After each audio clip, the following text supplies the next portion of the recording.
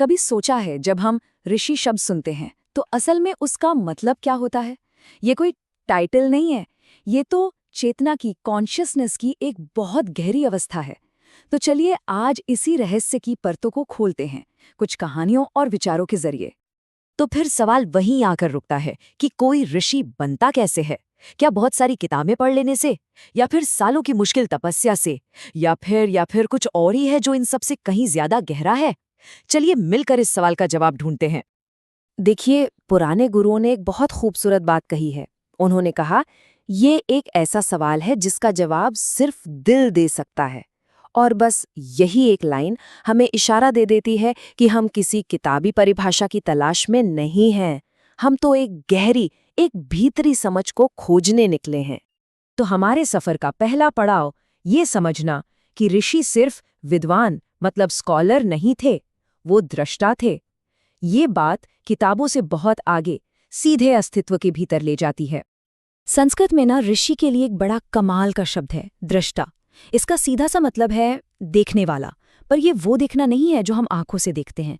ये वो है जो सत्य को सिर्फ पढ़ता नहीं बल्कि उसे डायरेक्टली एक्सपीरियंस करता है, अपनी चेतना में, समझिए, उसे साक्षात देखता है। और एक पुराना श्लोक है जो इस बात को बिल्कुल साफ कर देता है, ऋषयो मंत्र द्रष्टारः। मतलब ऋषि मंत्रों के दृष्टा हैं। जरा इस बात की गहराई देखिए। उन्होंने मंत्रों को बनाया नहीं, उन्होंने उन्हें देखा। ये बिल्कुल वैसा ही है जैसे किसी ने वेदों को लिखा नहीं, उन्होंने तो बस उन्हें देखा। ठीक वैसे ही जैसे हम और आप सुबह उठकर सूरज की रोशनी को देखते हैं। उनका जो साफ प्योरिफाइड मन था ना, वो एक चमकते हुए आईने जैसा था, जिस पर बस वो डिवाइन ट्रूथ, वो दिव्य सत्य रिफ्लेक्ट हो गया। अच्छा, तो ये तो समझ आया कि ऋषि क्या है, पर कोई ऋषि बनता कैसे है? ये कहानी है एक जबरदस्त एस्पिरेशन की, एक ऐसी आग की जिसमें इंसान तप कर कुंदन बनता है। और इसे समझने के लिए विश्वामित्र की कहानी से बेहतर कुछ नहीं। तो बात ऐसी है कि बहुत समय पहले एक राजा थे, नाम था कौशिक। बड़े शक्तिशाली और उतने ही अभिमानी। एक दिन उनकी मुलाकात एक बहुत ही विनम्र ऋषि से हुई, और उन ऋषि के पास थी एक चमत्कारी गाय जो हर इच्छा पूरी कर सकती थी। अब राजा ठहरे राजा, उन्हें वो गाय चाहिए थी। उन्होंने अपनी पूरी ताकत लगा दी, लेकिन वो नाकाम रहे। और बस उसी एक पल में उन्हें एक झटका सा लगा। एक एहसास हुआ कि मेरी ये सारी दुनियावी शक्ति इस आध्यात्मिक बल के सामने तो कुछ भी नहीं है, बिल्कुल बेकार है। बस वही पल था जिसने उनकी पूरी जिंदगी बदल दी। तो इस कहानी का सार क्या है? यही कि कोई जन्म से ऋषि नहीं होता। ऋषि बनता है उस जलती हुई आग से, उस तड़प से जो सच को पाने के लिए होती है। राजा कौशिक ने अपना सब कुछ, अपना राजपाट छोड़ दिया, और सालों की कठोर तपस्या के बाद वो बने विश्वामित्र। जानते हैं विश्वामित्र का मतलब क्या है? सारे विश्व का मित्र। और यही जो एस्पिरेशन है ना, यही वो आग है जो 5 गुणों को जन्म देती है। ये पूरी प्रोसेस है। सबसे पहले अंदर की शुद्धि, इनर प्योरिटी। फिर आता है अनुशासन और तप।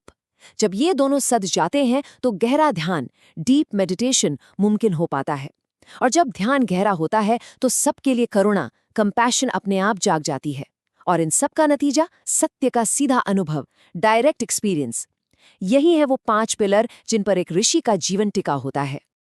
अच्छा, अब आगे बढ़ते हैं। हम सुनते हैं ऋषियों के पास बड़ी अद्भुत शक्तियां होती थीं। तो आखिर इन शक्तियों का सोर्स क्या था? कहाँ से आती थी ये पावर? इसे समझने के लिए अगस्त्य ऋषि की कहानी सुनते हैं। एक ऐसी कहानी जो हमें भीतरी खामोशी की ताकत दिखाएगी। कहानी कुछ यूं है कि एक बार समंदर बेकाबू हो गया, पूरी दुनिया को डुबोने पर आमादा। सारे देवता घबरा गए और सब के सब भागे भागे पहुंचे ऋषि अगस्त्य के पास मदद मांगने। सोचिए हालत कितनी गंभीर रही होगी। और ऋषि ने क्या किया? उन्होंने बस एक ही सांस में पूरा का पूरा समुंदर पी लिया। पर रुकिए, ये कोई जादू टोना नहीं था। ये उस ताकत का सबूत था जो तब पैदा होती है जब आपका ईगो, आपका मैं, पूरी तरह से खत्म हो जाता है। जब वो मैं का भाव मिटता है ना, तो आपकी चेतना सीधे ब्रह्मांड की शक्ति से जुड़ जाती है। ये थी इनर मास्टरी की अल्टीमेट पावर। चलिए अब एक अलग नजरिए से देखते हैं। आज की भाषा में कहें तो ऋषि कौन थे? वो कॉन्शियसनेस के साइंटिस्ट थे। ऐसे वैज्ञानिक जो बाहर के नहीं बल्कि अंदर के ब्रह्मांड की, इनर कॉस्मोस की खोज कर रहे थे। इसे ऐसे समझिए, विज्ञान की दो धाराएं। एक जो पश्चिम में विकसित हुई, उसने बाहर देखा, एटम्स, स्टार्स, मैटर, इन सब चीजों को समझा। और दूसरी ऋषियों की साइंस, जिसने अंदर देखा, मन, आत्मा, अवेयरनेस, इन पर फोकस किया। है दोनों ही खोज, बस एक की दिशा बाहर की ओर है और दूसरे की भीतर। और इस अंदर की खोज से मिला क्या? बहुत कुछ। ऐसी ऐसी चीजें जो आज भी हमें हैरान करती हैं। सांस को कंट्रोल करने की साइंस, जिसे हम प्राणायाम कहते हैं। मन को साधने की साइंस, योग। साउंड की पावर को समझने वाला मंत्र विज्ञान। हमारे शरीर के एनर्जी सेंटर्स यानी चक्रों का ज्ञान। जीने की कला, आयुर्वेद। और सिर्फ इतना ही नहीं, एस्ट्रोनॉमी और मैथमेटिक्स तक में उनकी गहरी पकड़ थी। मतलब उनका ज्ञान सिर्फ स्पिरिचुअल नहीं था, बहुत प्रैक्टिकल भी था। और ये बात बार बार याद रखने वाली है कि ऋषि होना कोई बर्थराइट नहीं है, ये कमाया जाता है। वाल्मीकि रामायण लिखने से पहले एक डाकू थे। सत्यकाम को तो ये भी नहीं पता था कि उनके पिता कौन हैं। ये दिखाता है कि ये पद, ये अवस्था आपके अंदर की रोशनी से मिलती है, आपके कुल या खानदान से नहीं। तो अब सवाल उठता है कि आज इस भाग-दौड़ भरी जिंदगी में इन सब बातों का क्या मतलब है? ये जो अगला हिस्सा है ना, ये आज के सीकर के लिए, हम सबके लिए एक इनविटेशन है। एक सवाल जो शायद सबके मन में आ रहा होगा, क्या आज के जमाने में कोई ऋषि बन सकता है? देखिए, हो सकता है कि आज वो जंगलों में रहने वाले ऋषि बनना मुमकिन न हो, लेकिन हर कोई एक साधक जरूर बन सकता है।